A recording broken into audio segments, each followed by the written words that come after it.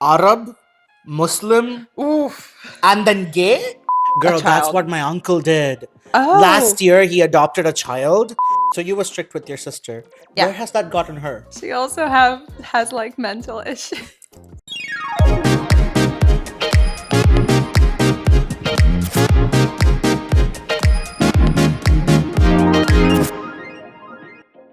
Ciao, Baltic babes! This is Gokul. And Brigita. And today we're talking about Parenting versus therapy. Ooh.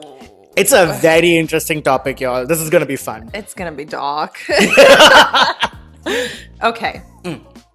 So, Brigita, do you think Latvians are traumatized? Hell yeah. Oh my god. We have so much trauma from the USSR.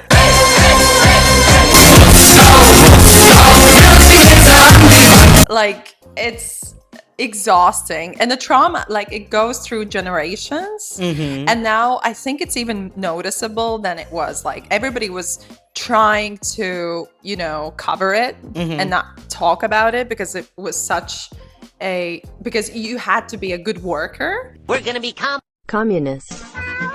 no more food. In USSR times, like, you have to be representable and you could not speak too much because they had like agents from KGB everywhere, and you didn't know. Maybe your like neighbor was an agent, but you could not know it. Oh, I've seen a lot of movies with this sort of thing, so that's the only understanding I have of this sort of like culture. Yeah, so nobody talked about like anything. That's why you didn't trust your neighbors, you didn't talk to anybody, you became Exactly. introverted, Exactly. you watched your every move, and you were so paranoid about Yes, exactly. people. Like, for example, my grandpa, he was sent to KGB building on Staba Street. And he didn't talk about it at all.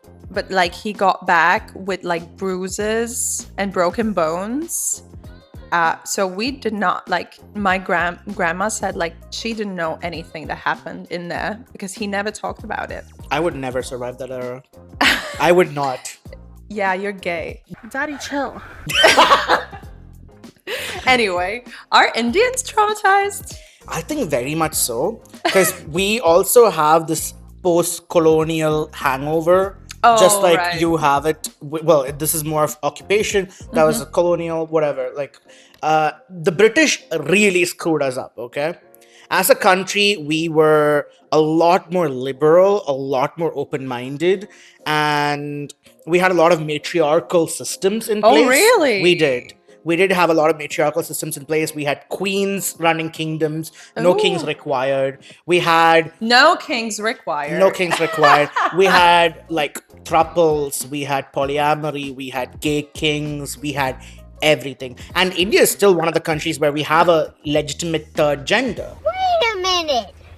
Who are you? Like, we call it transgender, which Okay. now in modern times doesn't make sense. Yeah. It's like, technically it's non-binary. Is it like a spiritual? Yes and no, because we have this in Hinduism, we have like the half Shiva, half Parvati. It's like considered half man, half woman god. So I think we have that as well in paganism. So in we kind of Latvia. have that. We have the Ardhanarishwaran, which is like a really cool thing. And from such a culture, we were pushed into the colonial mindset of only, straight people, man and woman, men having more power, women being docile, and women not being able to work. And we still have. But then, like, where did caste system come from? I think I am actually not sure of how the caste system existed back in the day before colonial times, but it was definitely still there. And one thing I do know is popularization of Christianity happened because all the lower caste people decided to convert, because now they were no longer lower caste. Oh, makes sense. So yeah. they converted to Christianity. So that was also a thing. Okay. And I think all this has left us with a lot of trauma, because that's also the thing. People say that being gay and stuff is like a Western mindset, when it's not. It's just normal. If you read our history and our books, we have these epics, which are like these giant stories of all these insane things that have happened and with gods and everything. bruh, that's insanely gay. And it's like there's so much stuff in there. One god even had his mistress live inside the bun on his head. Well, you got me. By all accounts, it doesn't make sense. Okay. It's insane. So everybody needs therapy. No, like sometimes I think about like, do Western countries have that sort of trauma? And I don't think so. Like, for example, like Great Britain or Netherlands or like... Oh, do you think people in the US and the UK are so jolly because they've Yeah. been the ones who did the problematic things? Exactly. Like they're unaware. They are unaware Could totally about like... be. Huh? It could be, yeah. Yeah. I see it. So that's why they're like very confident, very overly, they're just too much. You already talked about like Indian culture. So how is like parenting in India?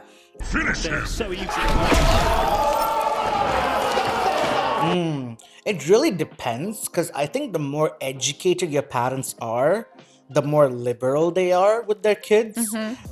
If they are a lot more Indian, they would be very controlling. They want to know where you are at all times, what you're doing, who you're hanging out with, who's the family of the people you're hanging What's out the with. reason? Like, I don't know. It's just a cultural thing. okay. And if they're more liberal, they're more like, they give you curfews. They don't really ask everywhere you've been. They trust you to come to them with problems you have. So it really But that's is healthy. I think that is healthy. And one thing I've noticed is kids whose parents have been extremely controlling, when they come to Latvia, oh, they go haywire. Off the rails. Completely off the rails. Oh my god, I had a friend whose family was like very intensely body shaming her and would not let her eat and would control her portions and stuff. Oh god. And she came here, she ate a lot, she got drunk a lot, and yeah, basically she was doing everything you shouldn't be doing. I mean, suppressing something like Is not a is good not thing. a good thing. It's gonna come off the other end, Other right? end, yeah. With Indian children, it really depends, right? But how does it happen with like Latvian parenting? What's the style? So my parents, I guess they were too young. First of all, my mom had me when she was like 21. You think that's too young? That is too That is young. not young. My grandma had my mom when she was 19. I Okay, think my that's- mom also had me around 20, 21. Because she was trying for a bit. She was supposed to like, she was trying to have me at 19. No, I was definitely a mistake. It shows. I was definitely happy to say, What? Bro, what are you talking about, man? right? So my parents, they were like really young and they didn't have as much, money. They weren't established in their careers. So it was like I was growing up in a background, kind of. I was an afterthought because I was growing up on cigarette fumes in theaters and concert halls, like a pet. sort of. Yeah, so that's why I'm traumatized. So I was an afterthought for my parents, but like I don't sometimes I blame them for that because I have so many issues because of that. Like I have no self-confidence at times because I don't have that, person that I could go to and that would be like my safe person. Like my mom and dad is not the people that I turn to when I'm, feeling bad because I don't trust them. Because I was parenting myself. But like in general in Latvia, it's quite popular, by the way, for first child to be growing up like as an afterthought. Actually, yeah, I've heard of a couple of these So stories. so you're self-parenting yourself. But that's the difference. It's very different in India. Yeah, in the because sense- your parents are like strict and not very strict. Like I've had my parents being pretty okay. They were not that Okay. strict. I was pretty okay, but my grandma was a little more like inquisitive, like no personal space. She wanted to know who I was talking to, what I was talking about. So I would just switch to English. So she'd be like, huh?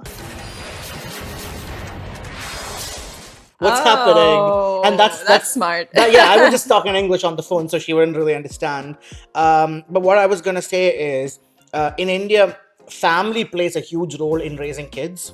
For example, my mom worked full time, my dad worked abroad, so my grandparents raised me, my grandma raised me. So mom would be away from, I don't know, 8 in the morning till like 5 in the evening. And of course, when she came back, she would spend a lot of time with me. So all of your family lives together in one house. Yes. Oh, that's, yeah. Yeah, so joint family and family helping each other out is a very common thing. So Yeah. children don't feel neglected. They always have family Also in members. Southern Europe, it's quite popular. In Italy and Spain, the whole family is living together. My grandparents were living in 2 separate towns, so so I was never raised by them. I was never raised by my parents nor my grandparents. So I was raising myself. I actually did it myself. Yeah. Well, you had your godmother to help out, right? I had my godmother and I had one of my family friends. She was kind enough to take me for a couple of years. A friend of mine, his oldest sister, so they're 4 children, and his oldest sister was literally given away to the grandmother to go take care of the grandmother. They just gave her away. That's So sad. and that's why I said I keep hearing all these older children being disregarded. And I was an only child in the entire house. Okay, so were you like over-parented? I was everybody had something to say. Everybody was always taking care of me. Everybody had separate dreams and aspirations for me, all of which I have thwarted very happily. So yeah. What sort of expectations did No, they some of have? them wanted me to be a doctor, some wanted to be an engineer, some wanted me to, I don't know, man. They had so many things, and they would all. I keep figure it hearing out. about engineering, and a lot of Indians actually come to Europe to study engineering.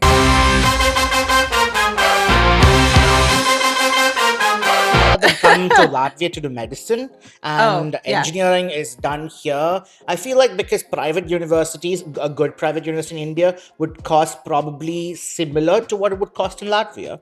So if you have a European degree and then you go back to India, you'd actually be very competitive with Indian graduates. Unless you graduate from like the best university in India, you'd actually be a very good position in competition because you have a European degree. Oh, it makes So no that's sense. why Like there the are quality so is many, considered higher.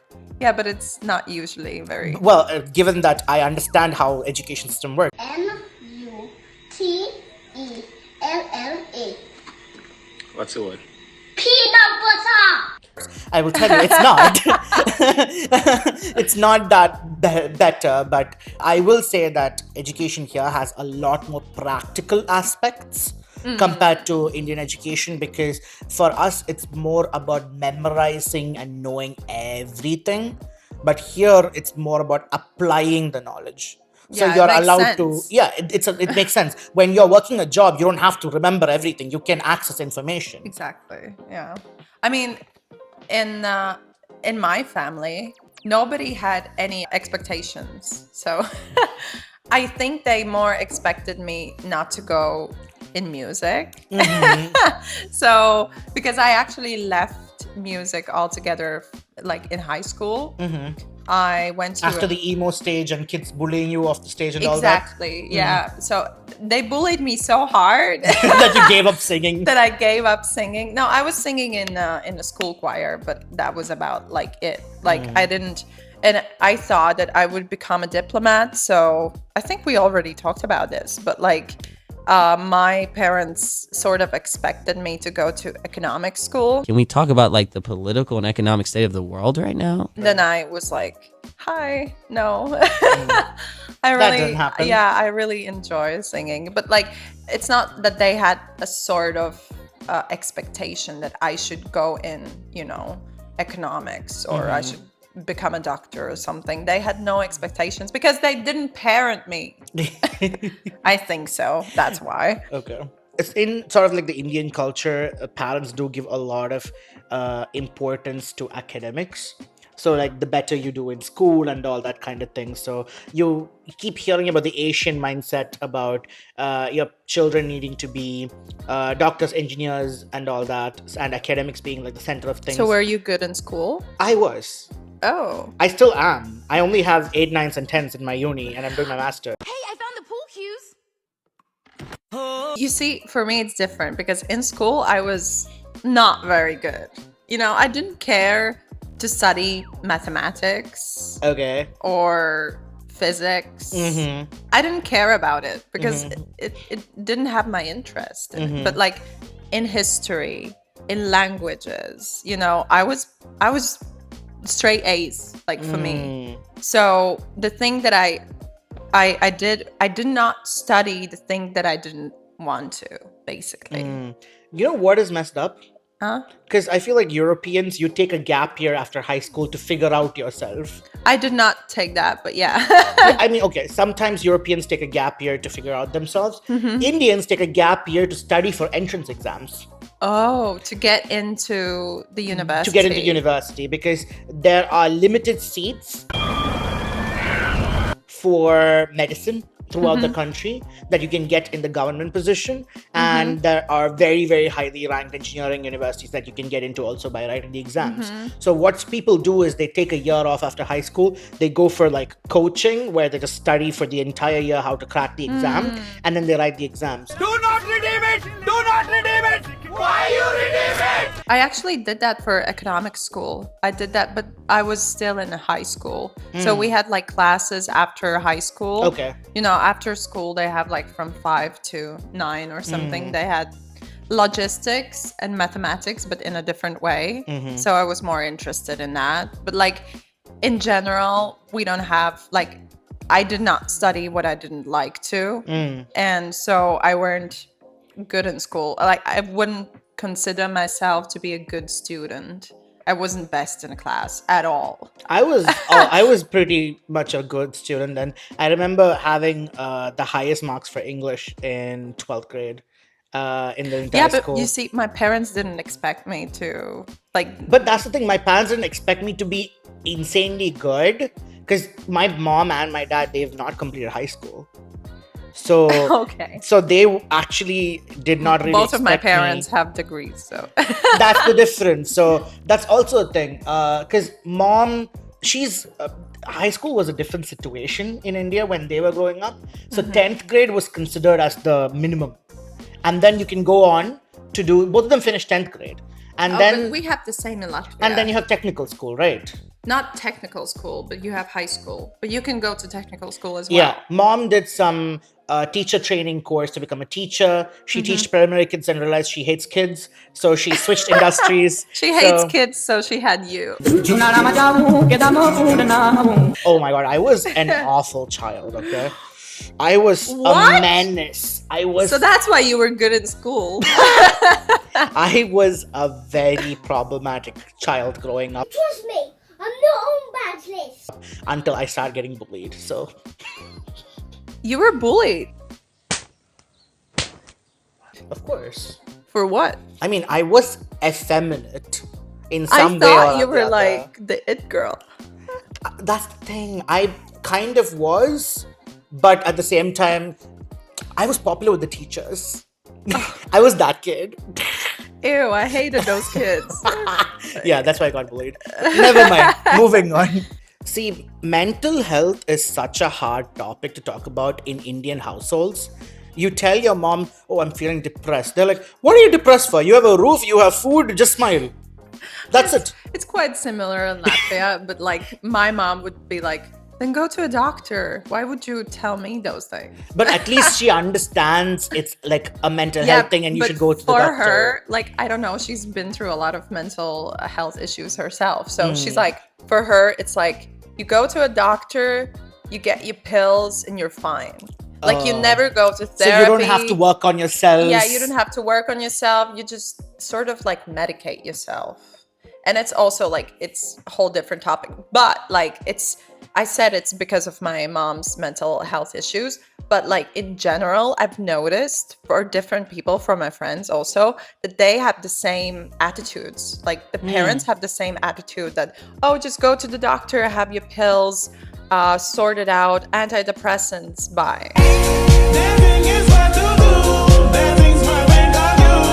Like they never talk about their issues, and you see, I try to sometimes I've tried to talk with my mom and dad about like those issues that I have with them, with their parenting as well, and they would be like, "Oh, I don't remember that." Do you remember? Remember?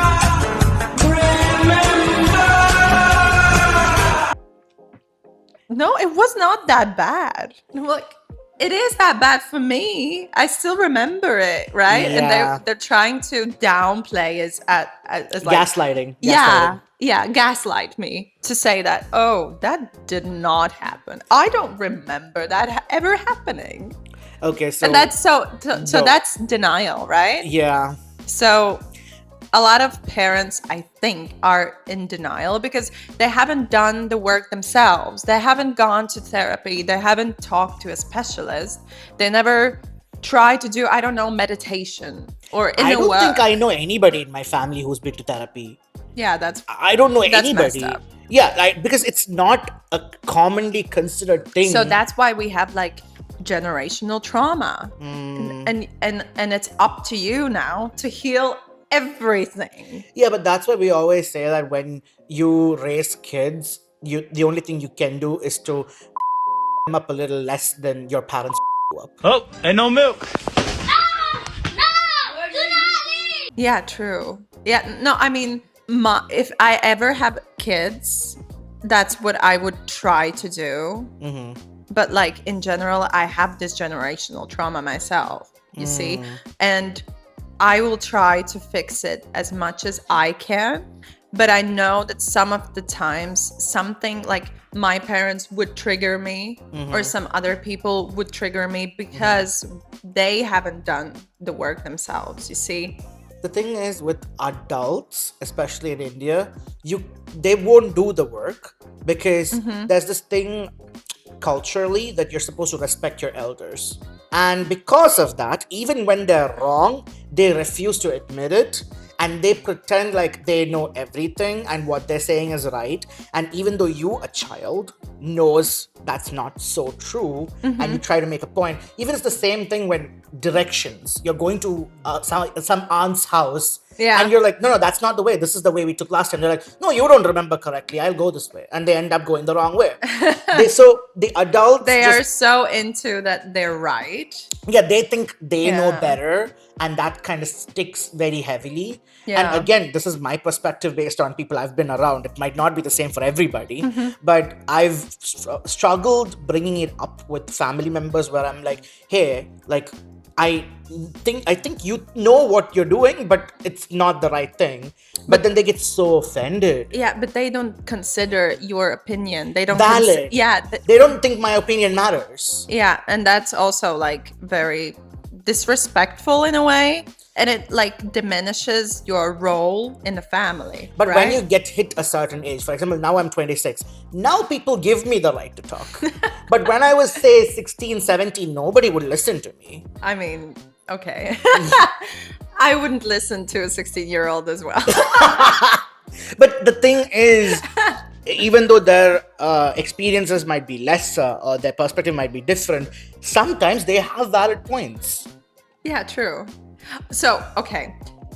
If you ever have a kid, how would your parenting style be? Like, would you be like soft parenting?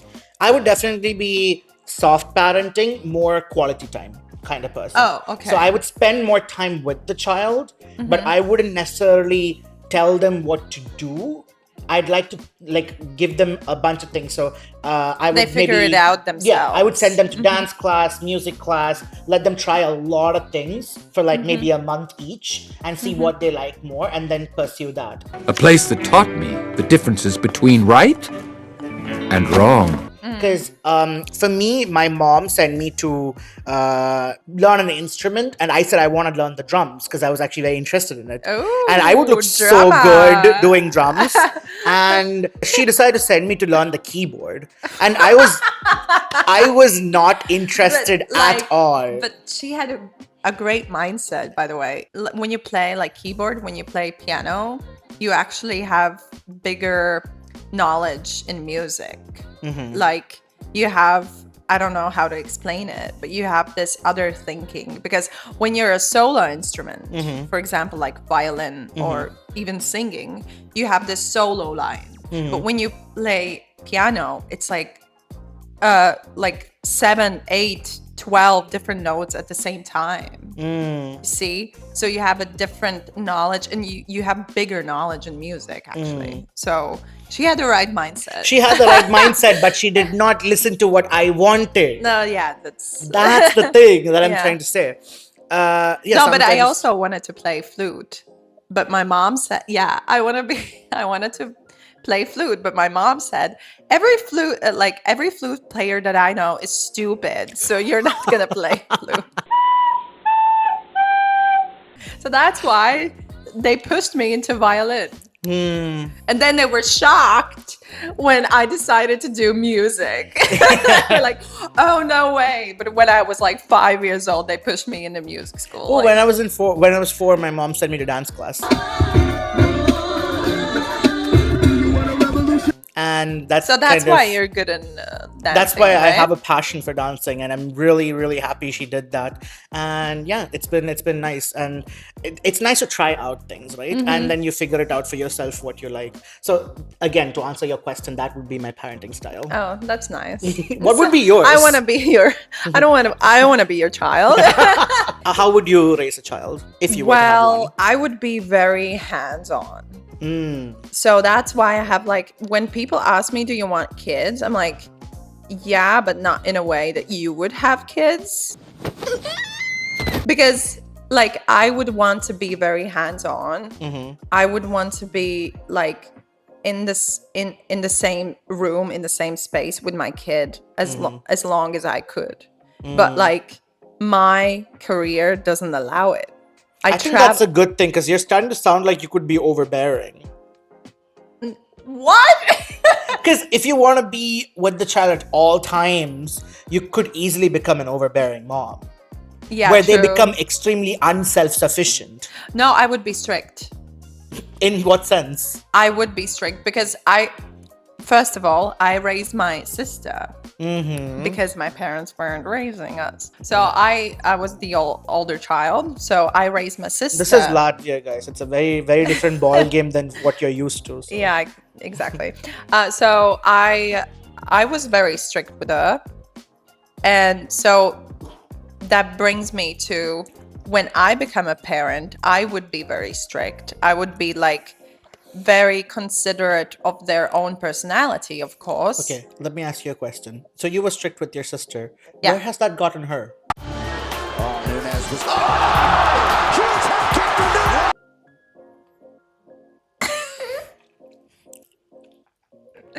She also has like mental issues. And that's part of the reason that she's the way she is. She's got PTSD or whatever, post-traumatic Down syndrome. But I was a kid. No, I was a kid, okay? I feel so happy. I was a kid myself. So you can't blame me for having parenting issues. Hey, adults also have parenting issues, so... Yeah, but I was a kid, so... Yeah, I would like to change that. I would be strict. I would like to be hands-on. I would not like to be overbearing. But I can promise that you wouldn't be. Wouldn't be, yeah. So that's why I'm very conflicted about like having kids in my life. Like I would like to have kids just to see how would they look. Wow, that is the most conceited thing I have heard. Yeah, but because I don't have, like, I have a love for everyone, for my friends and everything, but like that kid love is way different than other loves, right? Other love forms. So I don't think I have enough in me to bring a child and then give my all and give my love to them. So that's why I'm very conflicted. I imagine myself like being like 45 and I'm like, it's too late to have kids, but like I want to adopt a Girl, child. that's what my uncle did. Oh. Last year, he adopted a child, and he... Indian child. Yes. Do not redeem the code. Do not redeem. Okay. Well, my family is Indian, so... No, but like I would adopt a child from a third world country. But why would you do that? I don't know, because I feel like they're in suffering, and I would here's the bring thing, them in. When you take a child, that's one thing that I feel like is when you adopt a child from a different culture, you're kind of isolating them from their own culture. Oh. Because you can I never never thought give about them that perspective. You cannot give them the language or the touch with their culture because it's not your identity. So if I have a partner who is non-Indian and we decide to adopt an Indian child, it will be okay because at least I can give them that perspective. I was thinking about it because I saw on Sex and the City. I don't think you should take adoption advice from Sex and the City. What? Child. Anyway, so. But so there's this lady. She couldn't have kids on her own, so she adopted a child from China. Okay. So like Charlotte, and she was the most loving mother. This is also reminding me of Modern Family. Cam and Mitch, they adopted a Vietnamese child. Exactly. Yeah. So I get an inspiration from American TV shows. The white savior complex is real, y'all. Like it's so there. But yeah, I think when you raise a child, especially when you're adopting, you should adopt from within your community because that way you can give them an authentic experience of their existence. Because if I were to adopt a black child, I wouldn't know the ABCs of their culture or where they come from, because then they would grow up being like me, but when they see someone who looks like them, they'd have nothing to connect over. So they'd feel completely isolated, I'm glad I had this conversation with you. Thank you. So that you don't end up adopting. I was about to touch on another subject. You're not the only parent, right? Right. There is another parent. So who do you see yourself with, like parenting a child? Okay, if I'm thinking honestly and like in an ideal world, I wouldn't have children because I want to be a Shock. I want to be a dinkwad. DINKWAD. What is that? It means double income, no kid with a dog. That is the lifestyle that I imagine for myself. You like dogs? I love dogs. What kind of dogs do you like? I want a Chihuahua.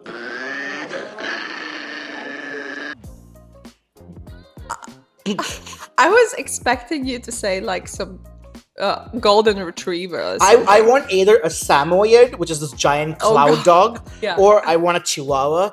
Just imagine me and a Chihuahua in a like matching outfit, walking down Riga Fashion Week. I imagine you and Chihuahua in the same room, and I think that room would be so loud. Yeah, but honestly, I imagine myself just having a partner and a dog because one, children are expensive, and two, I want to travel. But then I'm also an only child. Yeah, true. So I kind of want to have a child because, okay, imagine you become a very famous opera singer and I don't know, I become a fashion mogul or something and we have so much money and we have like apartments and stuff. Who do I leave it to? Oh, right. Like if I have no children, I can only, but then I would probably leave it to my family, but then I'm not really close with anybody. And now I have a 1-year-old cousin my uncle adopted last year and he's close to 60. And I'm like, dude, there's a very high chance you're not going to be alive when your child turns 18. Oh, no. Like, he'd be close to 70-something when she's going to turn 18. It's such a random thing that he did. Is he alone? Like no, he has a wife. Okay. So they're both... and how old is the wife? The wife's, I think, 10 years younger than him. So 10, all 15 good. years younger than him. So all good. Yeah. Mom's kind gonna be of. there. My mom's already treating her like it's her daughter. Like that's what I said. The entire house is raising her. So my uncle, my aunt, my mom, my grandma, my grandpa, they're all raising her. Oh, that's nice. Overparenting. Yeah. So now, but it's also like you feel a lot of love. You feel like you have a lot of support.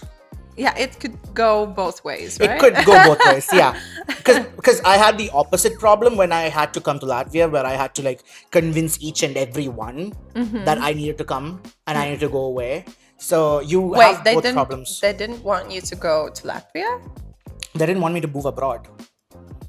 But that makes no sense. If they have like expectations for you to become... They never thought I would go abroad. They thought I'd just do my degree in India. In India and then maybe go work in the Middle East, because that's what a lot of South Indians do. Yeah, what's up with that? Like, I don't know, it's a very common thing. And what do they do in Middle East? Many jobs like engineering, accounting, anything, because... But why aren't they doing that in their own country? The salary difference is like 5 times. Oh, that makes sense. So that's why. So money runs the world. Excuse me, everyone. Sex! Now that I have your attention... You don't have our attention. Money! I'm listening. Indian families that get rich pretty quickly are the ones that have one of their star child go abroad and work, especially in the Middle East. Middle Eastern salaries are better than Latvia even, I think. Oh. Dubai salaries are really good. But the expenses are also obviously higher there. Yeah. So you would like to have your boyfriend from Middle East? Let's not talk about that. That would be very difficult because, Arab, Muslim, and then gay, that is going to come with a lot of internal problems and mental health issues. Today I feel Arab. If they took therapy, probably. Okay. See, that's the thing. For me, it has to be somebody who is very in touch with their emotions, who they don't necessarily have to have gone to therapy, but they should be able to identify their problems and talk about them. I wanted to ask, do you think that you should go to therapy? I definitely do think so. I mean, I have used ChatGPT a little bit for therapy, especially when I'm really in a bad spot and I need to get out of it. I've heard it's not that good to do it. And there's apparently something called psychosis that you can happen if you use ChatGPT for therapy and stuff. Seriously? Yeah, I found out this recently. And I thought it's bad because it's bad for the environment. I mean, that is true too. That is true too. But it is not a real person, so I get that. But personally, I've used it a little bit here and there. Let's say maybe 3 or 4 times. Yeah, I've also used it, and every time I'm so surprised that it's so compassionate and it's so nice. I'm like, yeah, it's the thing that I need to hear. It says the exact thing I wanted to hear. And it's always in a good way, and it's helped me kind of come to terms with a lot of things. So yeah, because the actual therapy is quite expensive, and it's not very accessible, especially in Latvia. Like you have to go properly in psychosis to get to the mental institution to get therapy for free, but you only get like 10 visits. And it's not enough. It's not enough for any of the therapy types. So there's no reason to start therapy if you don't plan to finish it. Because I had therapy for a year, I think, and it kind of messed me up more because it opened the wounds and it didn't close, right? It's good to go to therapist. It's very good. But you have to stay consistent. But you have to stay consistent. And if you don't have enough money, unfortunately, it could mess you up even more. Like, I wanted to go to therapy, but the thing is, I have to go to someone who understands everything about me. That is, they have to be Indian. They have to, because there's a lot of cultural context required. I was thinking the same. Like a month ago, I was in psychosis. Am I in any danger right now? No, you're not. Okay. Right now it's all good. But like I was thinking like, oh, I should search up like some good therapists, but then I was like, but they wouldn't get me because I'm a musician. I'm not a regular 9-to-5 person. They wouldn't get me. None of the doctors would get me. But here's the thing, they're specialists for a reason. So you should trust, like, I understand that you're like, oh, I'm Indian, so nobody would get me. No, I need somebody who understands the LGBTQ part of me, the Indian part of me, the foreigner living in a country But part that's of me. their job. Yeah, but if somebody has that sort of cultural context in them, I think it's going to be much easier for them to understand me. And that's why ChatGPT is so helpful. But you could explain to them all of the background and everything. So that's their job. But obviously it takes more hours. It takes more sessions. Yeah. And yeah, it's quite expensive. Like 65 euros is the number for one session. You know, we're all. Mama, you get No, back. come back. You can buy a lot of things with that money. And just imagine for a month. I can easily buy 2 weeks of groceries with that. Yeah, exactly. Like, and it's so inaccessible. So I would, like, if I would be a rich person, I dream about it sometimes. If I would be a rich person, I would have like Brigita's foundation. Ooh. And I would help kids with art backgrounds to get like help, professional help. So if I ever get rich, that's what I would like to do. Like, not to organize some, I don't know, events, or I've noticed that You would have charity galas? Yeah, a lot of people do that, but like an actual help to musicians, to artists, to, you know, different forms of art. You told me that when you sing, you don't take your like pills that may hinder your emotions because your music doesn't feel the same. Yeah, I don't take antidepressants because I cannot take them because I am good when I'm on antidepressants, but I'm just fine.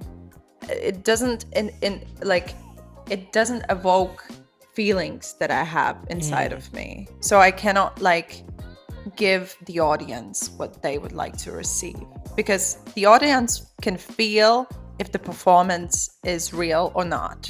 I don't know if you ever felt that way. I have absolutely. Yeah. So that's why I would do a foundation that would be like specially for artists. In India, arranged marriages are so common.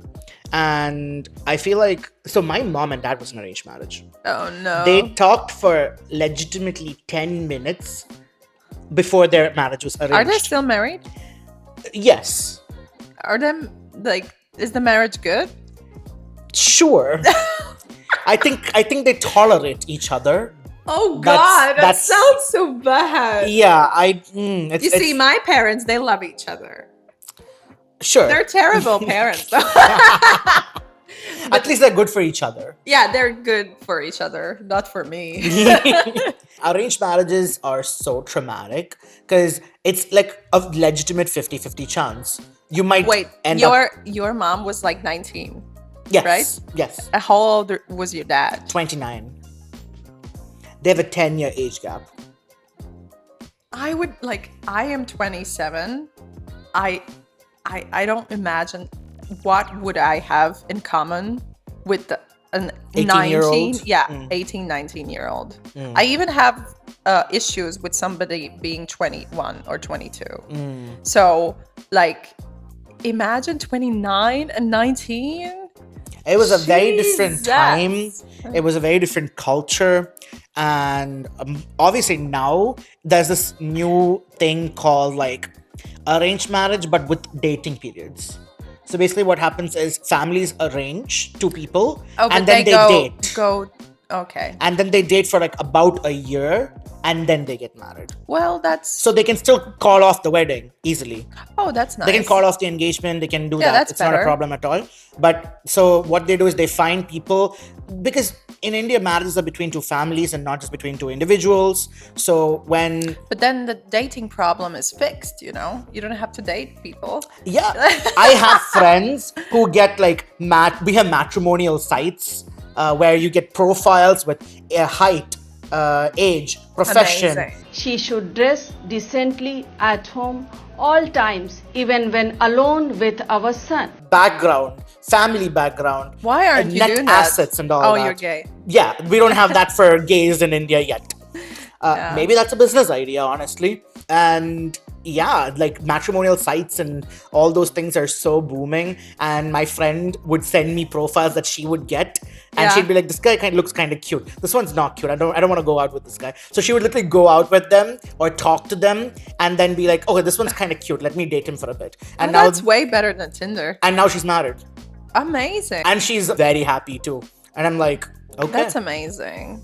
It's a whole different thing. But it can go terribly wrong back in the day when you were not given a choice.